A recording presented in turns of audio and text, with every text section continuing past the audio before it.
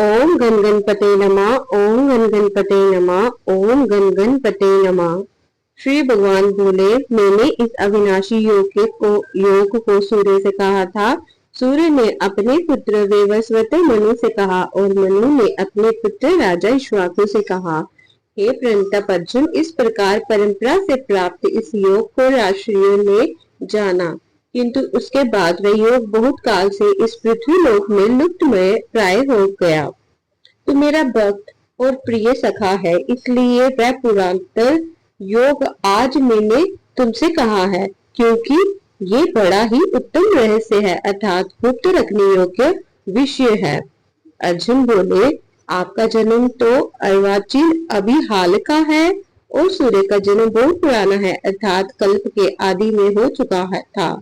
तब मैं इस बात को कैसे समझूं कि आप ही ने कल्प के आदि में सूर्य से ये योग कहा था। श्री भगवान बोले, हे प्रताप अर्जुन, मेरे और तेरे बहुत से जन्म हो चुके हैं, उन सबको तू नहीं जानता, किंतु मैं जानता हूँ। मैं अजन्मा और अविनाशी स्वरूप होते हुए भी तथा समस्त प्राणियों का ईश्वर होते हुए भी अपनी प्रकृति को अधीन करके अपनी योग माया से प्रकट होता हूँ।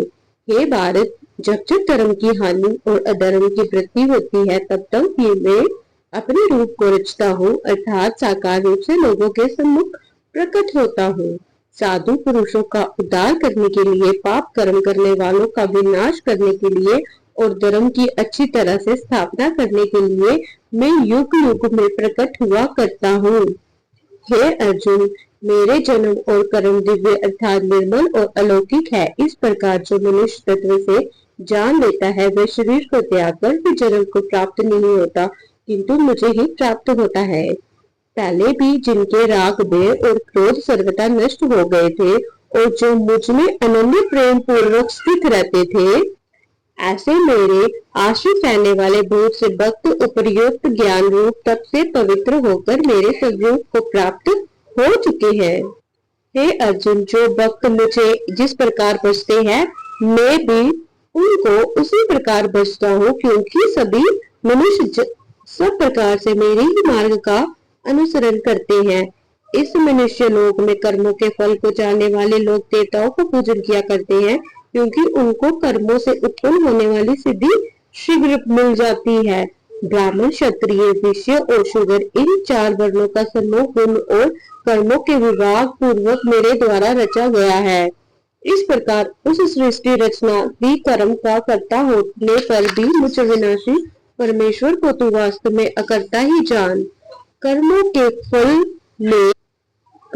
फल में मेरी सप्रमहा नहीं है, इसलिए मुझे कर्म लिप्त नहीं करते। इस प्रकार जो मुझे तत्व से जान लेता है, वह भी कर्मों से नहीं बनता। पूर्व काल में मुमुक्षुओं ने भी इस प्रकार जानकर ही कर्म किए हैं, इसलिए तू भी पूर्वों द्वारा सदा से किए जाने वाले कर्मों को ही कर।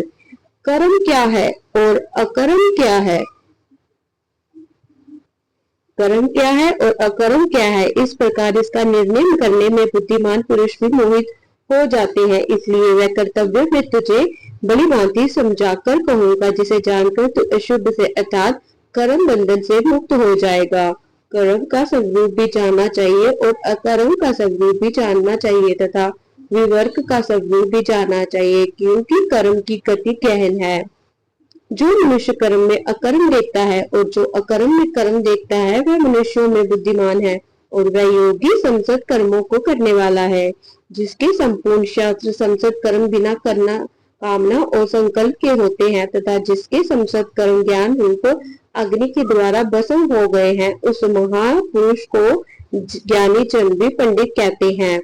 जो पुरुष संसद कर्मों में और उनके फल में आसक्ति का सर्वथा त्याग करके संसार के आश्रय से रहित हो गया है, वह और परमात्मा तृप्त है, वह कर्मों में बलिभांति बरतता हुआ भी वास्तव में कुछ भी नहीं करता। जिसका अंतकरण और इंद्रियों के सहित शरीर जीता हुआ है और जिसने संचित भोगों की सामग्री का परित्याग कर दिया है, ऐसा आशा रहित पुरुष केवल शरीर संबंधी कर्म करता हुआ भी पापों को नहीं प्राप्त होता।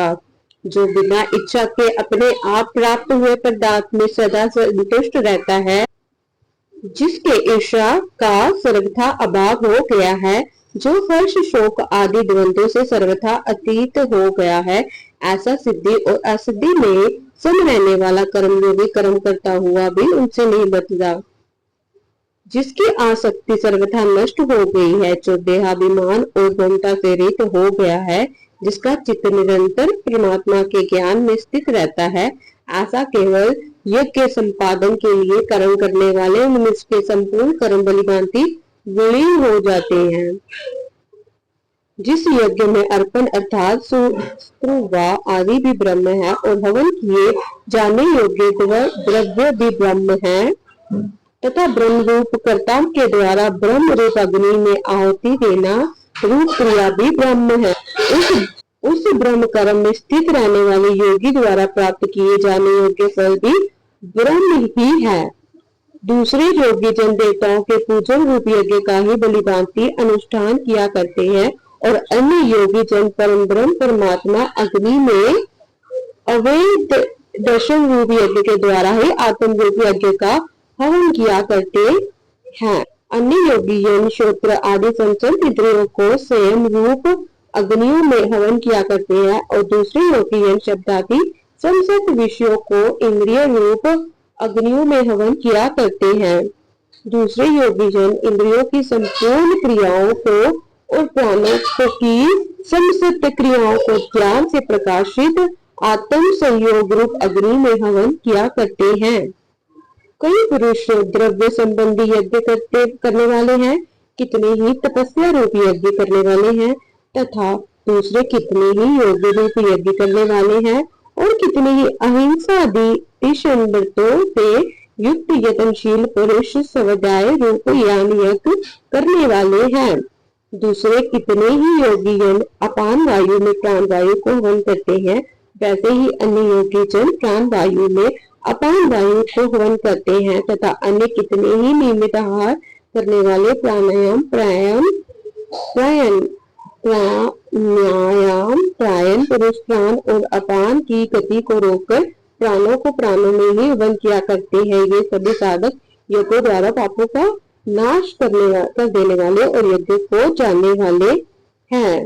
हे कुरुश्रेष्ठ अर्जुन, यज्ञ से बचे हुए अमृत का अनुभव करने वाले योगी जन सनातन परम पुरुष ब्रह्म परमात्मा को प्राप्त होते हैं और यज्ञ न करने वाले पुरुष के लिए तो ये मनुष्य भी सुखदायक नहीं है।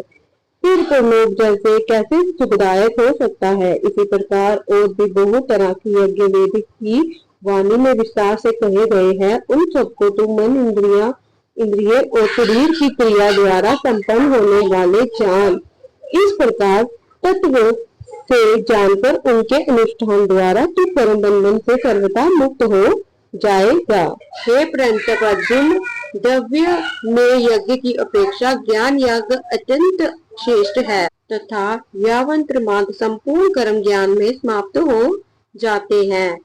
इस ज्ञान को तू तत्वदर्शी ज्ञानियों के पास जाकर समझ। उनको बलिभांति दंडवत प्रणाम करने से, उनकी सेवा करने से और कपट छोड़कर सरलता पूर्वक प्रश्न करने से वह परमात्मा तत्व को बलिभांति जानने वाले ज्ञानी महात्मा तुझे उस तत्व ज्ञान का उपदेश करेंगे, जिसको जानकर फिर तू इस प्रकार मोह को नहीं प्राप्त होगा। तथा हे अर्जुन, जिस ज्ञान के द्वारा तू संपूर्ण भूतों के निशेष भाव से पहले अपने में और पीछे मुझ सच्चिदानंद परमात्मा में देखेगा। यदि तू अन्य सब पापियों से भी अधिक पाप करने वाला है तो भी तू ज्ञान रूप नौका द्वारा निसंदेह संपूर्ण पाप समुद्र से भली भांति तर जाएगा।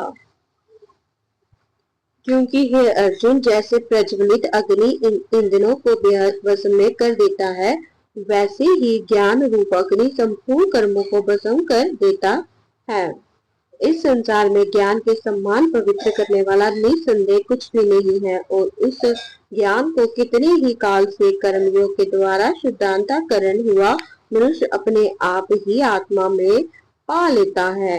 जितेंद्रिय साधन प्रायण और श्रद्धावान मनुष्य ज्ञान को प्राप्त होता है तथा ज्ञान को प्राप्त होकर वह बिना विलंब के तत्काल ही भगवत प्राप्ति रूप परम शांति को प्राप्त हो जाता है। हरे कृष्णा हरि बोल। विवेकहीन और श्रद्धा रहित संशय युक्त मनुष्य परमार्थ से अवश्य भ्रष्ट हो जाता है। ऐसे संशय युक्त मनुष्य के लिए ना ये लोक है ना परलोक है और ना ही सुख ही है। हे धनंजय, जिसने कर्म योग की विधि से समस्त कर्मों का परमात्मा में अर्पण कर दिया है और जिसने विवेक द्वारा समस्त संशयों का नाश कर दिया है, ऐसे वंश में किए हुए अंतःकरण वाले पुरुष को कर्म नहीं बांधते। इसलिए हे भरतवंशी अर्जुन, तू हृदय में स्थित इस अज्ञान जनित अपने संशय का विवेक ज्ञान रूप तलवार द्वारा छेदन करके समतव रूप कर्म योग में स्थित हो जा और शुद्ध युद्ध के लिए खड़े हो जा। ओम तत्सदिति श्रीमद् भगवद गीता उपनिषद ब्रह्म विद्या योग शास्त्रे श्री कृष्ण अर्जुन संवादे ज्ञान कर्म संन्यास योगो नाम चतुर्थ अध्यायम। श्रीमद् भगवद गीता अध्याय 4 समाप्त। हरे कृष्ण कृष्ण कृष्ण हरे हरे, हरे राम राम राम हरे हरे, हरे कृष्णा हरि बोल। श्रीमद् भगवद गीता की जय। राधे राधे। हरे कृष्णा हरि बोल। सियावर रामचंद्र की जय।